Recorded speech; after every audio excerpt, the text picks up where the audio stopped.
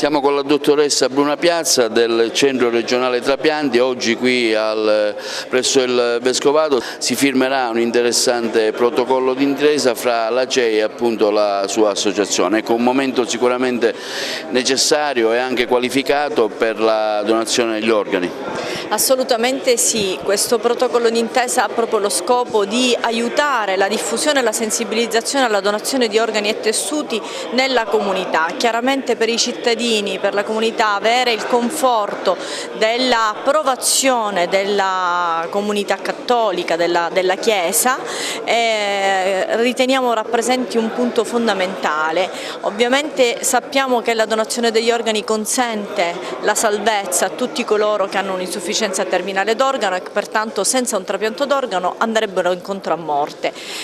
Quindi rappresenta un dovere civico, etico e morale da parte di tutti noi, aderire e rispondere a questa richiesta di aiuto, a questa richiesta di terapia. Credo che sia un momento bello, importante, quello di stamattina si è firmato un protocollo sulla donazione degli organi, no? È un gesto che fa riflettere, perché tante volte pensiamo che l'amore sia dare qualcosa agli altri.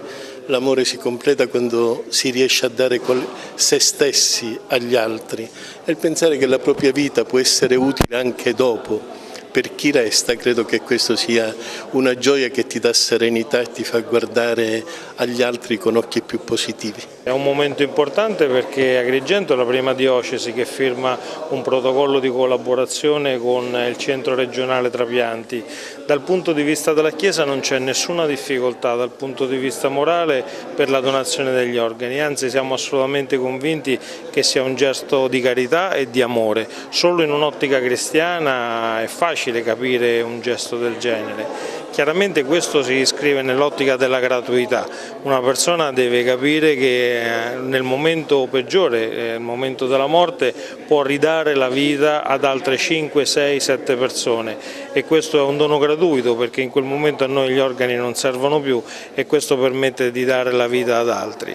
Dal punto di vista della Chiesa, dal punto di vista della morale cristiana, questo è assolutamente auspicabile. Lei oggi è intervenuto a questa interessante firma del protocollo d'intesa, come giudica l'iniziativa appunto e qual è la situazione da noi?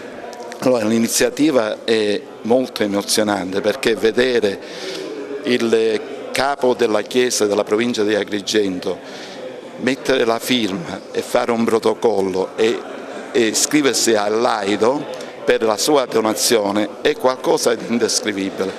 Naturalmente più pubblicità si fa alla donazione, meno problemi si hanno quando si deve decidere e si deve parlare con i parenti e cercare di convincere, dopo che la persona è stata dichiarata morta, di cercare di convincere che c'è una speranza per qualcun altro. Allora noi li facciamo, ultimamente quest'anno ne abbiamo, purtroppo il mio lavoro è cercare di salvare le persone, non portarle in un getto vuoto. Il nostro compito è quello di mantenerle in vita nelle migliori condizioni possibili, così possono andare e essere trasferite in altri corpi in condizioni ottimali.